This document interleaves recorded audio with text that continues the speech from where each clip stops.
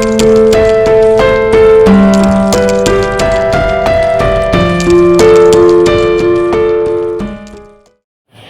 Morning বন্ধুরা, কেমন আছো সবাই? আশা করি সবাই খুব ভালো আছো। আমিও ভালো আছি। আমার এক আকার স্বপ্ন চ্যানেলে তোমাদেরকে অনেক স্বাগত আর ভালোবাসা জানিয়ে আজকের ভিডিওটা শুরু করছি। আজকে হলো সোমবার, আবার একটা নতুন সপ্তাহের শুরু। শনি রবিবারটা একটু হেলে দুলে চলতে পারি। রিশানের স্কুল ছুটি থাকে, তারপরে রবিবার দিন রনর অফিস ছুটি থাকে, তো সেই জন্য একটু আস্তে ধীরে চলার সুযোগ পাই। কিন্তু সোমবার থেকে আবার সেই তাড়াহুড়ো, আবার সেই ব্যস্ততম দিনের শুরু। তো যাই হোক, সময় তো সময়ের গতিতেই চলবে, আমার সুবিধার জন্য তো আর থেমে থাকবে না। তো আমাকে সময়ের সাথে সাথে চলতে হবে আর নিজেকে সব কিছুর জন্য প্রস্তুত করতে হবে। তো এখন হলো গিয়ে রিশানকে স্কুলে পাঠিয়ে দিয়ে তারপরে ঘরের কাজ শুরু করলাম। আর প্রথমেই আজকে এই জায়গাটা পরিষ্কার করা দিয়ে শুরু করলাম। কারণ কি বলতো, প্রত্যেক দিন এই জায়গাটায় গাছে জল দেওয়া হয়, তো তাই ওই জায়গাটা না মাটি মাটি হয়ে থাকে। তো সেই জন্য এই জায়গাটা মুছে পরিষ্কার করে নিলাম, আর তার সাথে টবগুলোকেও একটু মুছে নিলাম।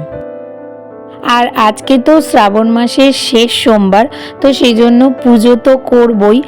আর আজকে না ওই গোবিন্দভোগ চালটা নেই, শেষ হয়ে গেছে, তো সেই জন্য ভাবলাম আজকে একটু ডালিয়া করব আমার জন্য। তো এই জন্য এখানে ডালিয়া আর মুগ ডাল একটু ভিজিয়ে রেখে দিলাম। আর আজকে ওদের জন্য শুধু ভাত করব। ভাতের মধ্যে একটুখানি আলু সিদ্ধ দিয়ে দিয়েছি, আর অল্প একটু ভেন্ডি সিদ্ধ বসিয়ে দিয়েছি আমার শ্বশুরমশাইয়ের জন্য, কারণ আমার শ্বশুরমশাই আলু খেতে চান না। আর কালকের না অনেকটা মাংস রয়েছে, তো সেই মাংসটা রনো আর আমার শ্বশুরমশাই খেয়ে নেবে। আর রিশানের না পেটটা খুব একটা ভালো নেই, তাই আজকে ওকে শুধু আলু সিদ্ধ ভাতই খাওয়াবো। আর তারপরে ওইদিকে ভাত বসিয়ে এদিকে ঘরটাকে একটু ঝেড়ে নিচ্ছি, কারণ সকালবেলা আজকে ঘর ঝাড়া হয়নি। আসলে ঘুম ভেঙে গেছিল 6টার সময়, তারপরে না একটু শুয়েছিলাম। ওই মাথার মধ্যে কাজ করছিল যে আজকে তো সেরকম কিছু রান্না নেই, তাই যা কাজ আছে মোটামুটি করে নিতে পারবো সময়ের মধ্যে। তো সেই জন্য ঘুম থেকে উঠে রিশানকে রেডি করে ওকে আগে স্কুলে পাঠিয়ে দিলাম, দিয়ে তারপরে এই যে এখন ঘরের কাজগুলো করে নিচ্ছি। আর কালকে না দুপুরবেলা খাওয়া দাওয়ার পর থেকে পুরো রাত পর্যন্ত রিশানের স্কুলে ওই ড্রয়িং কপিতে কিছু ক্রাফটের কাজ দিয়েছিল, সেগুলো বসে বসে করছিলাম। তো এই জন্য কালকে সন্ধ্যাবেলা রনই পুজো দিয়ে দিয়েছে। আর রণ পুজো দিলে না রাত্রিবেলা বাসন মেজে রাখে না, ঠাকুরের বাসন, তো সেই জন্য সকালবেলা আমাকে আবার মাজতে হয়। তো ওই কারণে এখন ঠাকুর বাসনগুলো মেজে নিচ্ছি।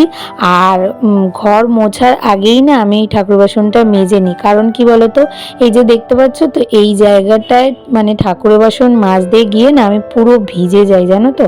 এতটা উঁচুতে কলটা, তো আর তার মধ্যে জলগুলো এমনভাবে পড়ে, কি হয় পুরো জলে জল হয়ে যায়, পুরো বারান্দাটা জলে জল হয়ে যায়, জানো তো। তো সেই জন্য আমাকে ডবল ডবল করে মুছতে হবে।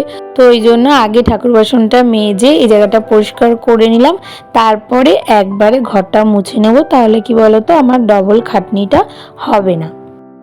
ইচ্ছা আছে এই জায়গাটায় একটা বেসিন লাগাবো, তো জানি না কবে লাগিয়ে উঠতে পারবো। কি বলতো, ছোট্ট একটা বেসিন লাগিয়ে নিলে না তাহলে এরকমভাবে জল ছিটবে না। রাত্রিবেলাও এরকমই হয়, কিন্তু রাত্রিবেলা যেহেতু খুব একটা বারান্দায় যাওয়া হয় না, তাই অসুবিধা হয় না। তো যাই হোক, আমার ঘর মোছা কমপ্লিট হয়ে গেল। এবার রান্নাঘরে যা যা কাজ আছে সেগুলোকে করে নেব। আর তারপরে জানো তো, রান্নাঘরের যা যা কাজ ছিল সেগুলো করতে করতে রিশানকে আনতে যাওয়ার টাইম হয়ে গেছিলো, তাই জন্য রিশানকে নিয়ে এসে ওকে খাইয়ে তারপরে স্নান করে এই যে এখন ঠাকুর ঘরে আসলাম পুজো দিতে। আর আজকে যেহেতু শ্রাবণ মাসের শেষ সোমবার, তাই একটু একটু আলাদা করে পুজো করব। আলাদা বলতে ওই প্রত্যেক দিন যেরকম দুধ দই ঘি মধু দিয়ে স্নান করে সেরকমভাবেই স্নান করিয়ে নিলাম। আর তারপরে একটু পরিষ্কার জল দিয়ে ঠাকুরকে স্নান করিয়ে নেব। আর তারপরে ঠাকুরকে বসিয়ে দিয়ে যে মালা দিয়ে দিলাম, ধুত্রা ফুল আর কাঁটাও দিয়ে দিলাম। আর তার সাথে দেব 5খানা বেলপাতা। বেলপাতা দিলে নাকি মহাদেব খুব সন্তুষ্ট হন। তো সেই জন্য তোমার পক্ষে যতগুলো সম্ভব 5টা 7টা 9টা এরকম বেলপাতা দেওয়া যায়।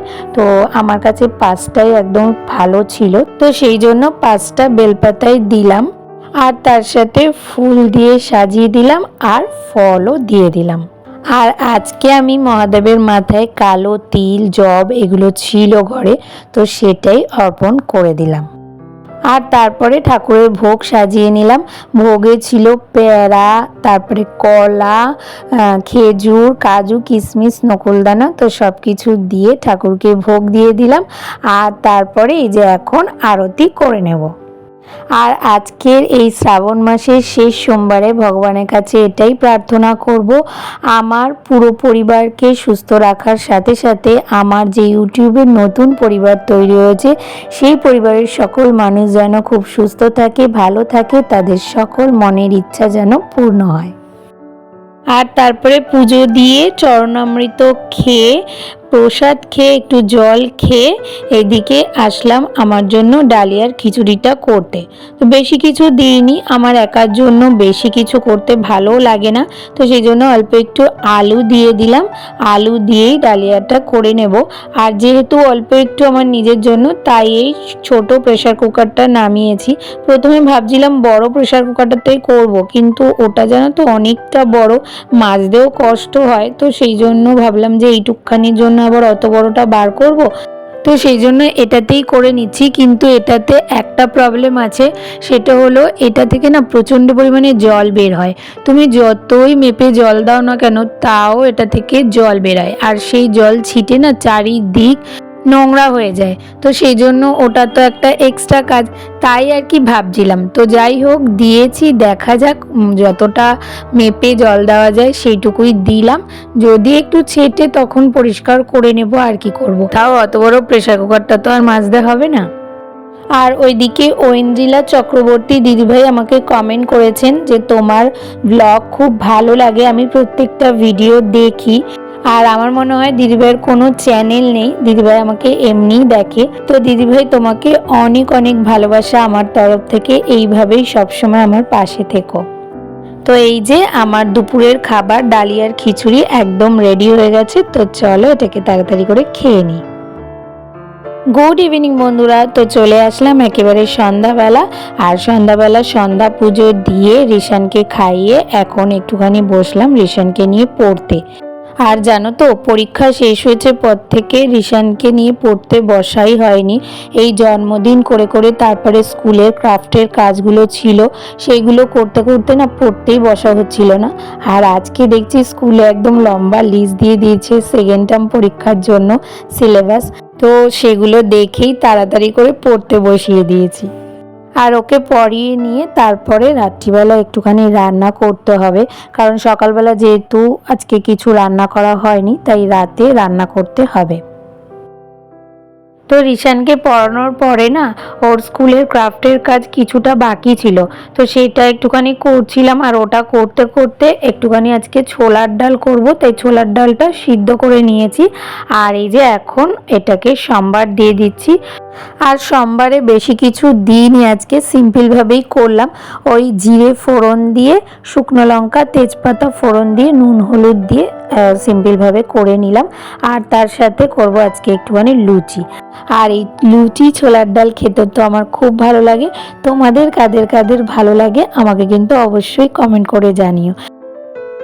আর যেহেতু একটু দেরি হয়ে গেছে তার জন্য রনা আমাকে হেল্প করে দিচ্ছে, তো আমি ওইদিকে লুচিগুলো ওকে বেলে দিচ্ছি আর ও ভেজে দিচ্ছে।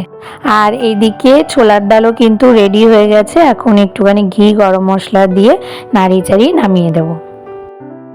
আর তার সাথে সাথে ভিডিওটাও আমি এখানেই শেষ করব। তাহলে আজকের ভিডিওটা তোমাদের কেমন লাগলো? ভালো লাগলে একটা লাইক, কমেন্ট, শেয়ার আর সাবস্ক্রাইব করে পাশে থেকো। আর নোটিফিকেশন বেলটাকে অবশ্যই অন করে অল করে দিও। তাহলে দেখা হচ্ছে নতুন একটা ভিডিওর সাথে। ততক্ষণের জন্য তোমরা সবাই খুব ভালো থেকো, সুস্থ থেকো আর অনেক অনেক স্বপ্ন দেখতে থাকো।